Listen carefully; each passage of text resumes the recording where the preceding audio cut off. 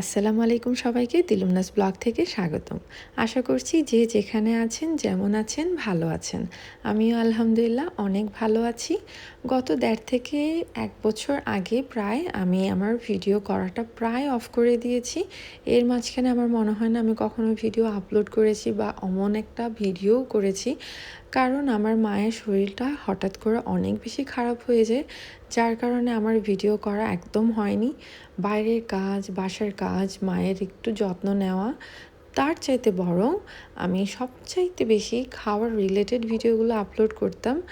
আর মায়ের যেহেতু শরীরটা খাওয়ারের কারণেই খারাপ হয়ে গিয়েছে, তার জন্য আমি এই খাওয়ার রিলেটেড ভিডিও করাটাই একদম বন্ধ করে দিয়েছি। যেহেতু আমরা বাঙালি খাওয়ার খুব বেশি ভালোবাসি, আর ভাজা পোড়া তো আমাদের একদম খাওয়ারের নিত্যদিনে লেগেই থাকে। সো আমার মায়ের কোলেস্ট্রলটা অনেক বেশি বেড়ে যায়, সাথে আরও কিছু সমস্যা দেখা দেয়, যার কারণে আমাদের এসব খাওয়ার একদম বন্ধ করে দেওয়া লেগেছিল আর কি। এখনও আছে অবশ্য। এখন আমরা পুরোপুরি ট্রাই করি হেলদি খেতে, প্লাস কোনো ধরনের ভাজা পোড়া না খেতে। এই জন্যই ভিডিওটাও আপনা আপনি বন্ধ হয়ে যায়। প্রায় ১ থেকে ১.৫ বছর পর চিন্তা করলাম আমি আমার ডেইলি ব্লগিং ভিডিও করতে পারি, এতে করে আপনারাও অনেকভাবে উপকৃত হতে পারেন। যেমনটা গত নভেম্বরে আমি ইজিপ্ট গিয়েছিলাম। ইজিপ্টে যাওয়ার পথে আমি অনেক ধরনের প্রবলেম ফেস করি। ইজিপ্টে গিয়ে অনেক ধরনের প্রবলেম ফেস করি। তখন আমি চিন্তা করলাম আমার যারা অডিয়েন্স আছে তারা যদি জানতে পারে আমি এই প্রবলেমগুলো ফেস করেছি, তাহলে হয়তোবা ওনারা ওই প্রবলেমগুলো ফেস করবে না। সেসব কিছু চিন্তা করলাম আপনাদের সাথে আমার ডেইলি ব্লগিংগুলো শেয়ার করি। যদিও বা আমি অনেক বেশি ট্রাভেল করি না, বাট আমি ট্রাভেল করতে অনেক ভালোবাসি, খেতেও অনেক ভালোবাসি।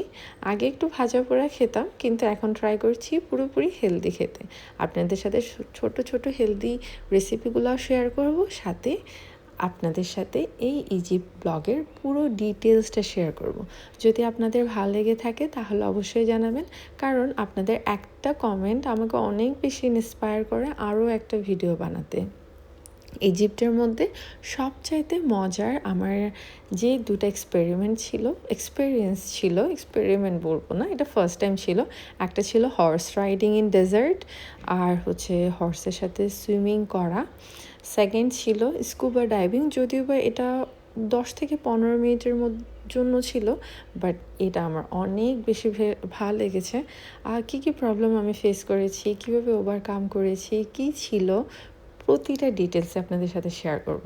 সো আমার এই নতুন জার্নিতে আশা করি আপনারা আমাকে পাশে রাখবেন। আপনাদের সাথে নেক্সট ভিডিওতে অবশ্যই দেখা হবে উইথ অল দ্য ডিটেলস।